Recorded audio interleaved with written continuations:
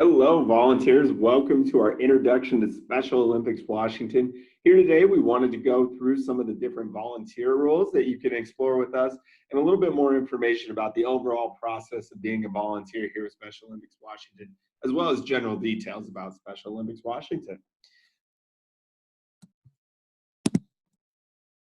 All right, so my name is Alex Ryder. I'm the Senior Manager of Volunteers here with Special Olympics Washington. And I just wanted to take you through things here today.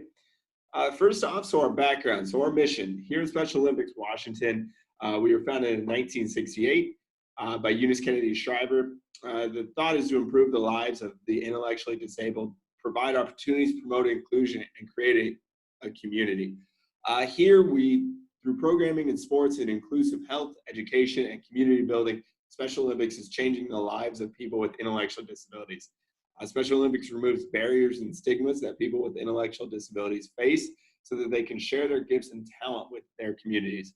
Everyone who comes in touch with the Special Olympics is impacted in a way that helps them strive to achieve their personal best.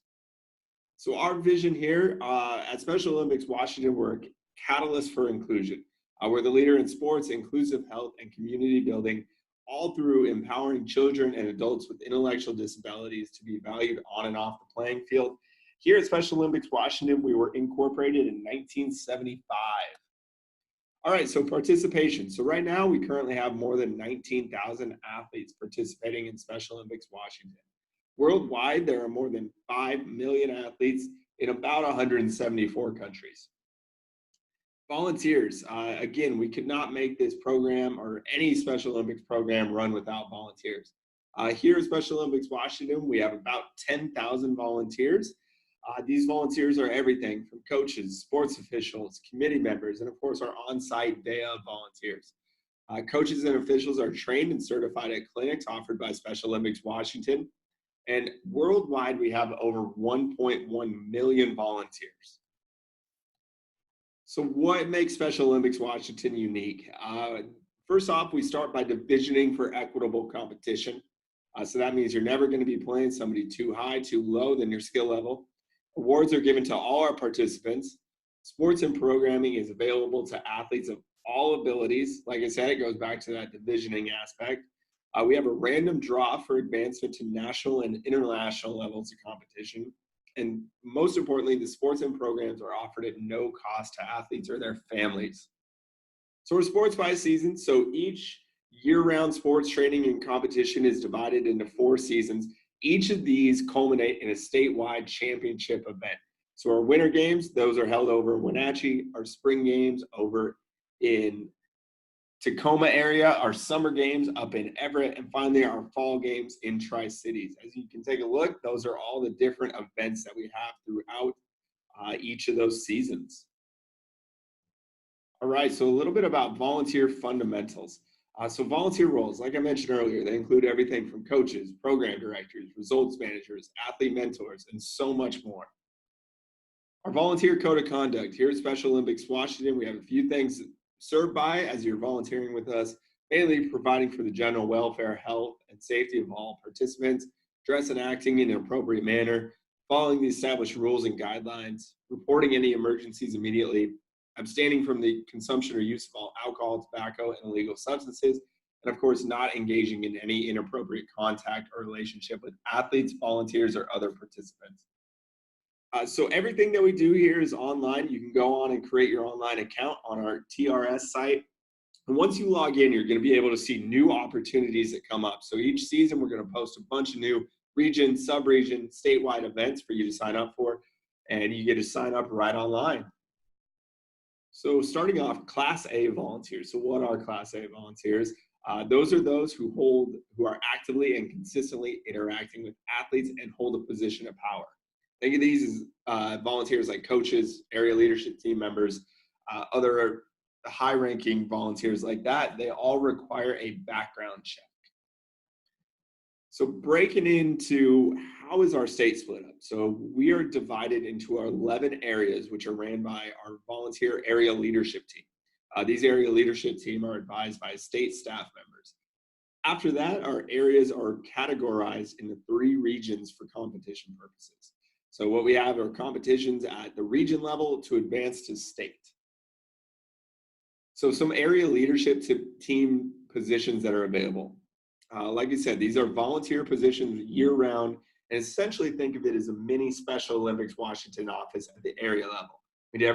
We need everything from an area director, volunteer coordinator, coaches coordinator, athlete representative, everything that makes the organization run. We need that at each of the area levels to get going.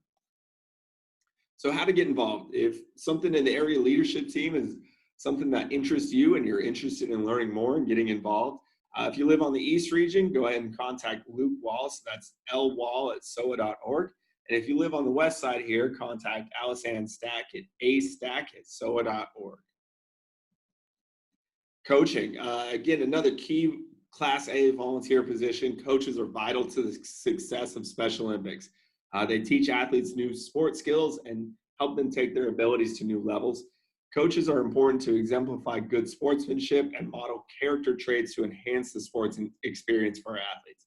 The lessons our athletes learn from coaches, teamwork, self-discipline, and confidence will impact them on and off the playing field.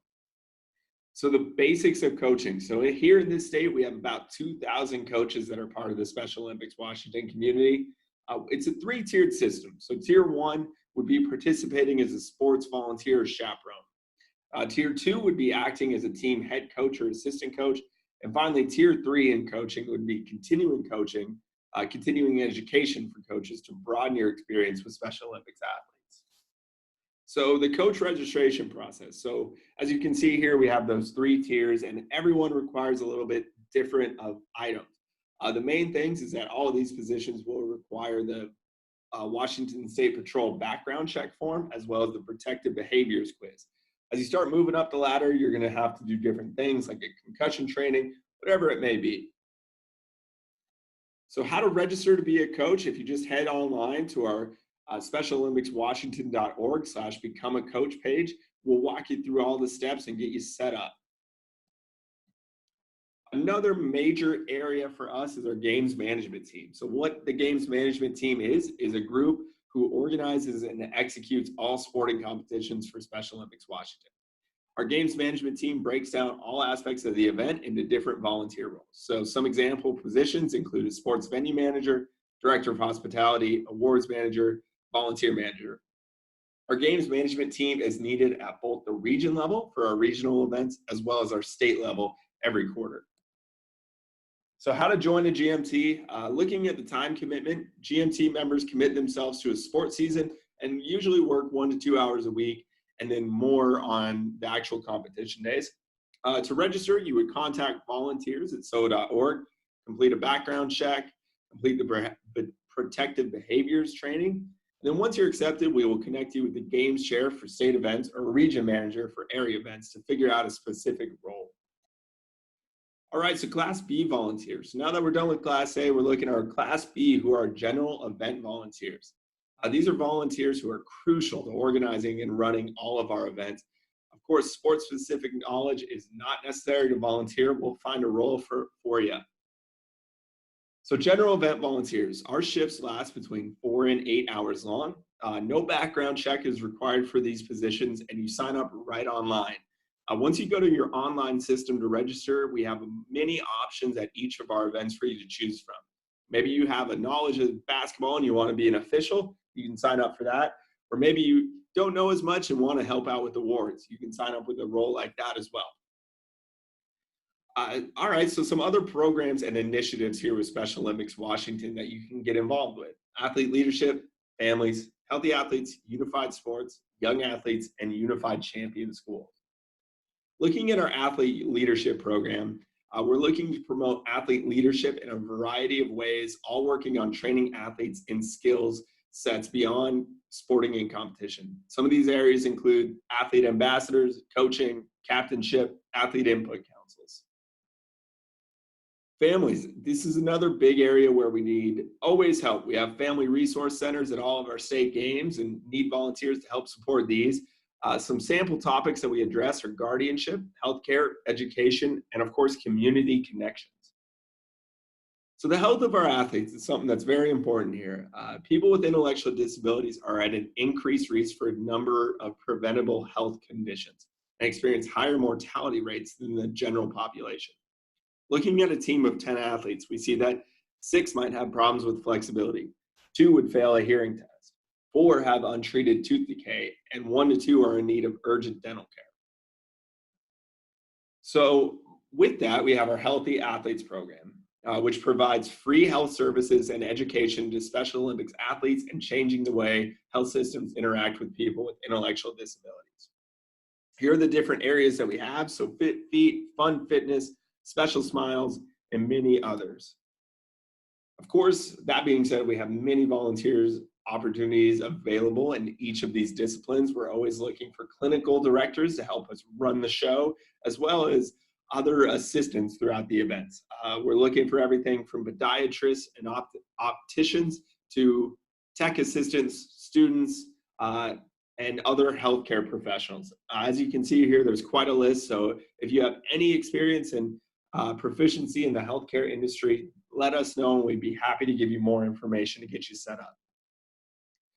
A little bit more, so our health and wellness program, we have SO Fit, which is a unified approach to wellness, pairing athletes with a unified partner. Of course, the goal here is to increase healthy lifestyle through increased physical activity and improving daily nutrition. Our Fit 5 program provides tips and information to lead a healthy lifestyle through physical activity, nutrition, and hydration. Here, our goal is to exercise 5 days a week, eat 5 total fruits and vegetables daily, and drink 5 water bottles daily. Our performance stations, these are events that are held near the field of play at competitions. Here we prepare athletes to compete to their personal best and make the connection between health, fitness, and athletic performance. We have volunteer opportunities available at performance stations at all of our statewide competitions. Unified sports, this is believing in the power of inclusion. This is pairing people with and without intellectual disabilities on the same team. If you or anybody you know is interested in becoming a unified partner, just let us know. Sports include golf, basketball, flag football, and many others. Our Young Athletes program is an 8-week sports and play program for children ages 2 to 7 with and without intellectual disabilities. This program is developed by physical therapists, and the program shows an average of 7 months of gross motor skills improvement. Again, this is something we're always looking for more volunteers and love to have you join us in one of these events. So Unified Champion Schools. This is a strategy designed to activate youth, engage educators, and promote school communities of acceptance, respect, and inclusion where all young people are agents of change. So how exactly does it work? So the way Unified Champion Schools fits in, it includes inclusive sports. So athletes with and without disabilities on the same team. It includes inclusive youth leadership. So the youth of the school are the ones who take it over and really run the show. And then the most exciting thing is the whole school gets involved. I've been to a lot of those events around the state here in Washington, and the school buy-in is the most exciting thing to see, and it's a ton of fun. So some tips on interacting with athletes at Special Olympics Washington. So exactly what is an intellectual disability? So intellectual disability is a term used to describe a person with certain limitation in cognitive functioning and other skills. This includes communication and self-care. These limitations can cause a child to develop slower or differently. Intellectual disability is the most common kind of developmental disability. The 3 main types that we see here at Special Olympics Washington include Down syndrome, autism, and Fragile X. So some challenges to inclusion. Here at Special Olympics Washington, we work to promote inclusion. There are a variety of ways this gets limited. The main areas are hero worship, so assuming people are special for overcoming a disability. Pity, feeling sorry for someone with a disability. The spread effect, assuming that a disability negatively affects other aspects of a person. And of course, stereotypes, making generalizations about people with similar disabilities. So people first language represents a more respectful, accurate way of communicating. People with disabilities are not their diagnoses or disabilities, they're people first. So when interacting with our athletes, try saying he's autistic. And so instead of saying he's autistic, say he has autism. Instead of saying she's Down, say she has Down syndrome. Instead of saying they're disabled, say they have disabilities. And remember, always follow the athlete's lead in how they identify themselves.